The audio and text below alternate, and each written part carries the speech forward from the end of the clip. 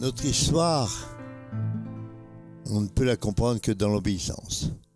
L'obéissance à l'Église. Un jour à Yaoundé, on avait arrivé un grand personnage, c'était le nonce apostolique. Il venait manger avec nous et on lui a dit, Monseigneur, tu voudrais visiter nos chambres? Bon, elles sont simples, une petite cabane, il y a 2 chambres, une pour Pierre puis une pour moi. Et dans la chambre de Pierre, il a vu qu'il y avait une table, la Bible, puis un livre, puis le lit et un buffet. Pierre lui a dit, Monseigneur, mettez-vous à genoux devant le buffet. Il a ouvert le buffet, il y avait Jésus hostie. Oh, on adorait Jésus hostie, oui. Et puis quand il est ressorti, Pierre lui a dit, vous voulez visiter la chambre de Raymond? Il est entré, il a dit, mettez-vous à genoux. Il a dit, où c'est que je me mets à genoux? Là, devant la table de nuit. J'avais fait un petit endroit pour mettre Jésus. Et quand on est ressorti dans la salle de séjour, Pierre lui a dit, vous avez de la chance, Monseigneur. Tu vas souvent voir le Saint-Père, qu'on aime beaucoup, à Rome. Tu diras que ici à Yaoundé, il y a 2 prêtres qui adorent Jésus, chacun dans leur chambre.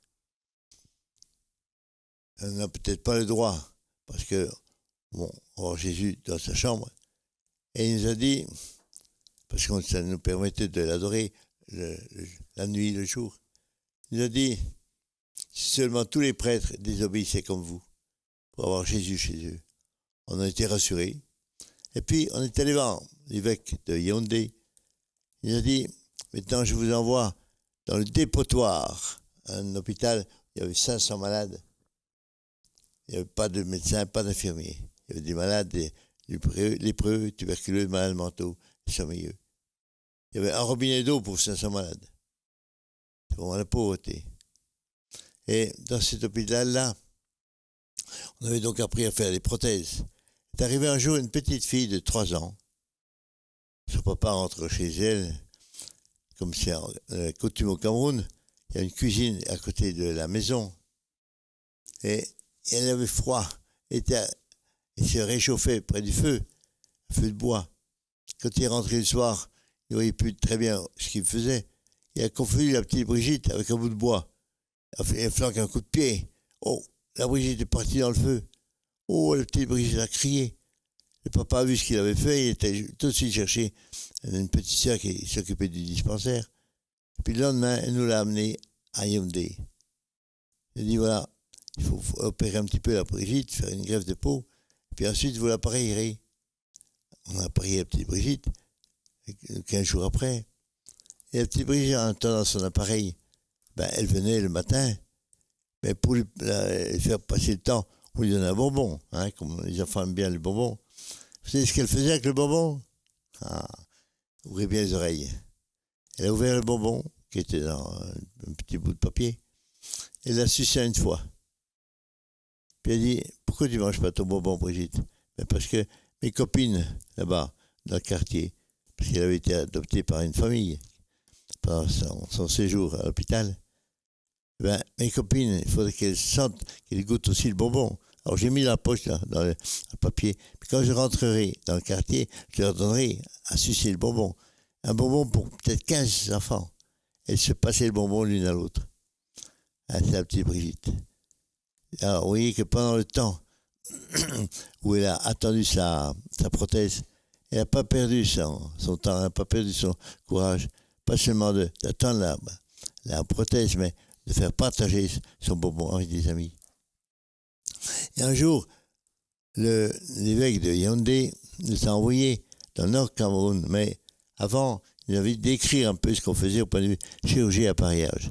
On était allé lui porter notre pinceau, il a dédicacé, il nous a donné une récompense. Les frères, je vous donne une récompense.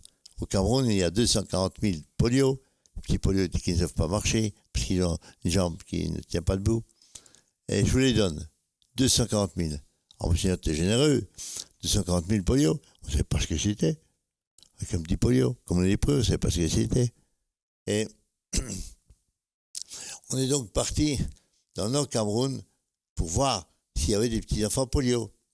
On a trouvé un qui était, lui, apparié par une petite sœur américaine qui faisait le catéchisme. Et on a dit, mais comment tu t'appelles? Jean-Marie. Puis il y a longtemps que tu es apparié, moi ça fait 9 mois, mais la petite sœur qui fait le catéchisme m'a accueilli parce que les enfants se moquaient de moi. J'étais comme un petit singe, je marchais à 4 pattes.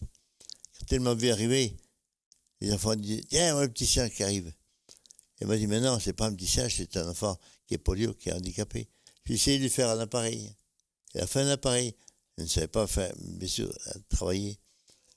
Et le petit enfant Jean-Marie, qui venait maintenant tous les jours au catéchisme, a vu un jour arriver un autre petit enfant, polio, comme lui. Et il était derrière les enfants qui se moquaient de lui, bien sûr. Et la sœur, elle s'est dit dans sa tête, elle ne pensait plus au catéchisme à faire. Elle s'est dit, oh, qu'est-ce que je vais faire pour ce petit enfant qui arrive? Ben, vous ne savez pas ce qui est arrivé. Le petit Jean-Marie s'est assis, il a enlevé son orthèse, il a dit au petit enfant, son copain, tiens, prends mon orthèse, mon appareil. J'ai marché pendant 9 mois, de maintenant à toi de marcher. Pendant 9 mois, il avait été apparié. Vous voyez, la charité fraternelle, c'est contagieux, hein. Mais tout ce qu'on en peut le prêter, ça peut servir à d'autres. On est fait pour servir. On a des belles histoires pour les enfants, hein. L'histoire du bonbon, puis l'histoire des petits Jean-Marie. L'histoire surtout de l'obéissance à l'évêque.